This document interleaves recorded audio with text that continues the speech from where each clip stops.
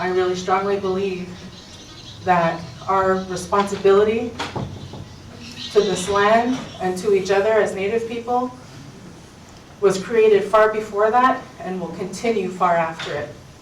And figuring out a way for us to get over ourselves in terms of the arguments that we continue to perpetuate is something we must do. It's not something that we should talk about doing, it's something that we have to do. And we do it first by when someone says something that you don't like, instead of receiving it as something you don't like, you stop and you think about what their perspective might be. I've been going to a lot of different meetings and hearing people talking about different things, and you know what overwhelms me the most? Is how much we all care about who we are and about maintaining it. We have unity and consensus on being Alaska Natives until time immemorial. We have it already.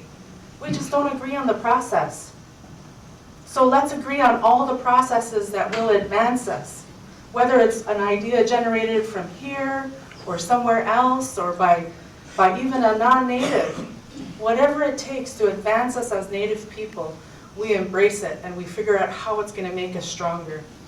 It's not very good. I didn't even know there were still tribes after INGSA. I thought INGSA extinguished tribes.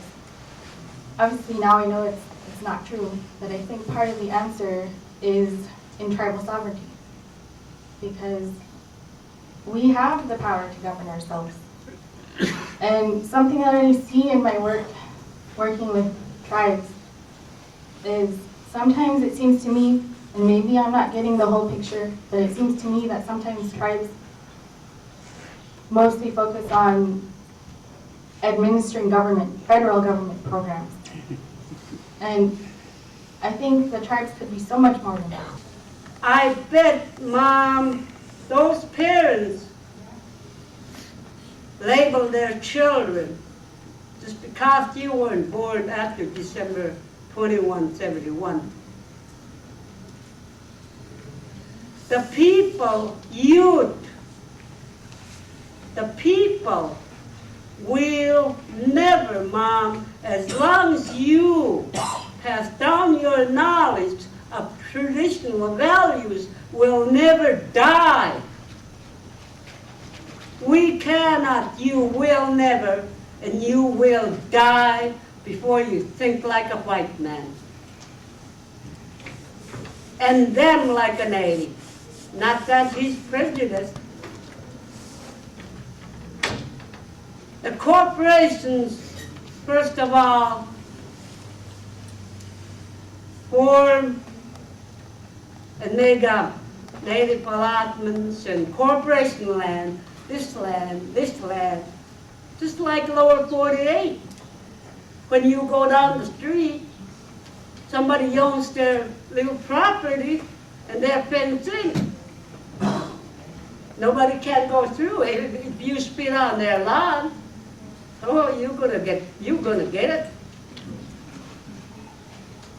But if people think, the native people think, that will never destroy them, we will live and be people.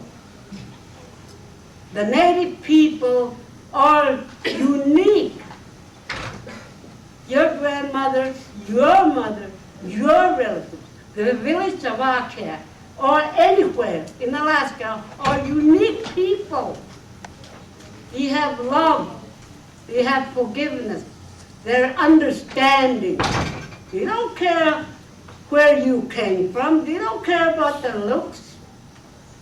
They passed on their wisdom and the knowledge, the elders. Don't keep it in your heart.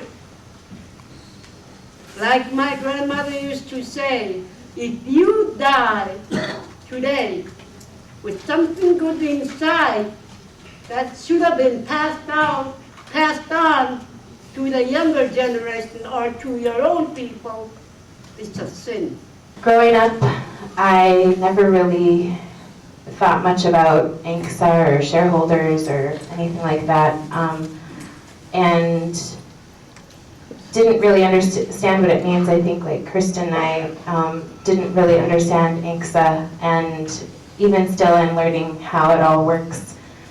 My dad was a Chillista shareholder, and I remember going in when I was little. I don't remember Chillista really having a role in my life growing up, but I do remember the first time I walked in and got my first tribal ID card and being really excited about that. And it's really great to be here because a lot of us young people talking about being Native and what we're going to be doing for our communities today and tomorrow and the next 10,000 years.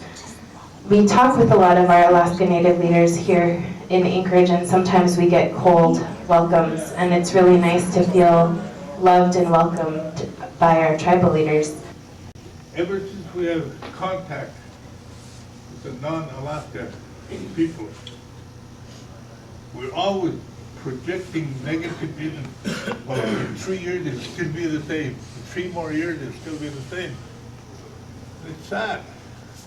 We have to get out of that. Have an intention to make things better starting today. And surround yourself with people of the same mind. The other powerful thing is inspiration. You are not here by accident. You are here for a reason. And you've answered the call not only of the few people who put this meeting together, but of our ancestors.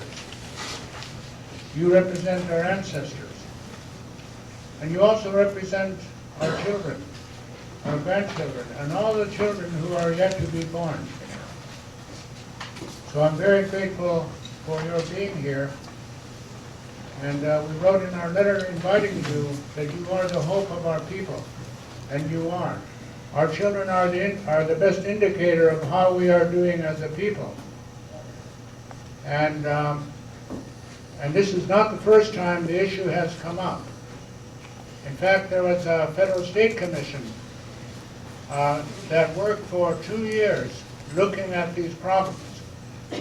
It was formally called the Federal State Commission on Policies and Programs Affecting Alaska Natives, or the Alaska Natives Commission. And I wanted to share some of the things that they wrote. It's now what, 16 years ago. And this is what they wrote. This is just a quote from Pete Schaefer from Kotzebue, one of the thousands of Alaska Natives who testified before that commission.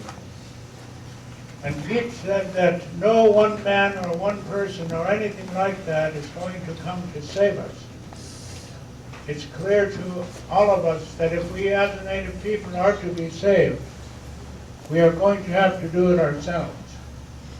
But this is what the commission wrote at the opening of the report. A 1988 Pulitzer Prize-winning series in the Anchorage Daily News characterized them as a people in peril. That's us. Farley Mowat, a Canadian author writing about the similarly situated Inuit of his country, used the term a desperate people. And this is how the report began. Whatever words are chosen to